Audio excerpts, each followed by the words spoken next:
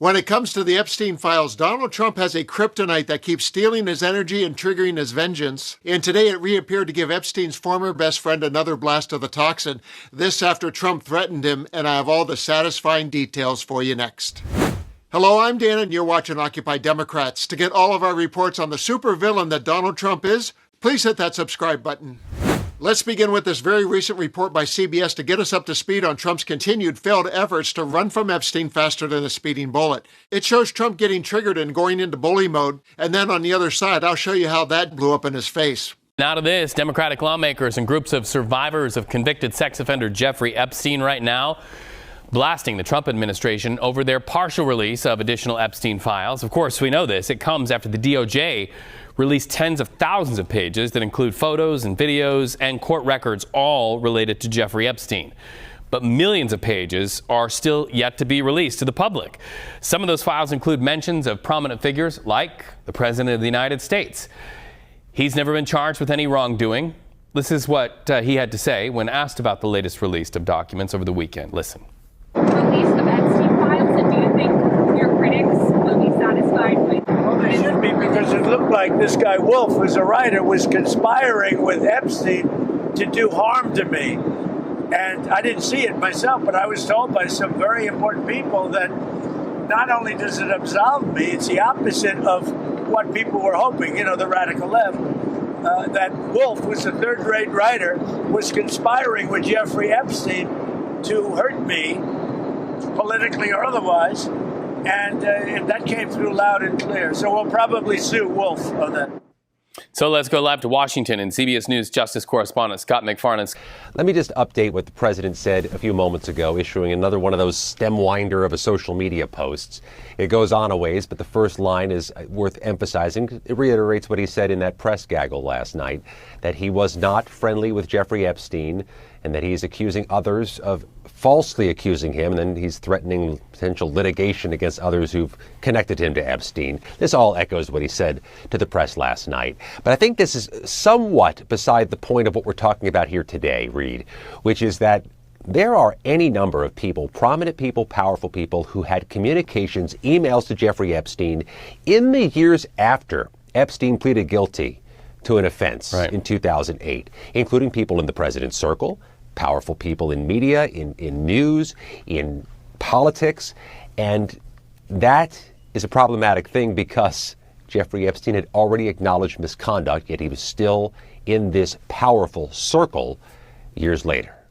So you heard what he said about Michael Wolff, but Wolff is the kryptonite that I mentioned earlier, and he has a superpower over Trump like no one else. Watch as he leaps over the Donald's tall threat with a single bound of unintimidated breath. I woke up this morning and found that last night Donald Trump had threatened to sue me again. I think this is the third or possibly fourth time the President of the United States has threatened to sue me. Apparently, he was asked about his reaction to the 3 million pages of Epstein files that had been released. And his response was that, well, he was going to sue Wolf, a writer, because I had conspired with Epstein to frame him, I think was his point. And yes, I tried to encourage Jeffrey Epstein in any way I knew how to come forward with what he knew about Donald Trump. And actually, Epstein had started to do that. In my book, Siege, Epstein talks about his breakup with Donald Trump over a piece of real estate in Palm Beach. Now, 3 weeks after that book was published, Epstein was arrested by Donald Trump's Justice Department. As you may also know, Melania Trump threatened to sue me because I said she was part of Epstein's social circle, which we can see in these latest emails that have been released. But the effect of her threatening to sue me was that I turned around and sued her for trying to intimidate me. This lawsuit gives me the power to subpoena Mrs. Trump, Mr. Trump, and all their friends to talk about the Trump's relationship with Jeffrey Epstein. And by the by, I raised $800,000 in a GoFundMe campaign to fund this lawsuit. So bring it on. I believe that if the American public knew the real nature of Donald Trump's long relationship with Jeffrey Epstein, they would turn away in horror and revulsion. So sue me. Let's sue each other. I have nothing to hide, but Mr. President, you surely do. I appreciate Michael Wolff because he remains unintimidated and undeterred, and he keeps beating that Epstein drum in Trump's ear and for the world to hear. And he does so at great risk to himself. To close, let's revisit that CBS report because I don't want two very important elements to slip away. Watch as Scott McFarlane deconstructs a DOJ lie and amplifies the call for an independent oversight to keep the Trump DOJ cabal honest. I also want to ask you about this. The Deputy Attorney General, Todd Blanche, he's making these headlines that you're well aware of, that there would be no new charges based on the findings. Can that be something that they can come to that quickly in a conclusion?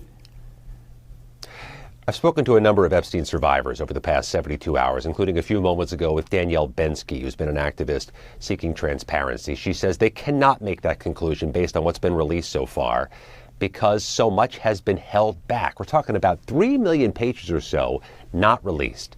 Thousands and thousands of full redactions, some erroneous redactions, some things that were disclosed that shouldn't have been disclosed. She's making the argument that there was so much in this Epstein network, you can't read into these files anything that precludes other prosecutions. Todd Blanche made a different argument and said the review is over.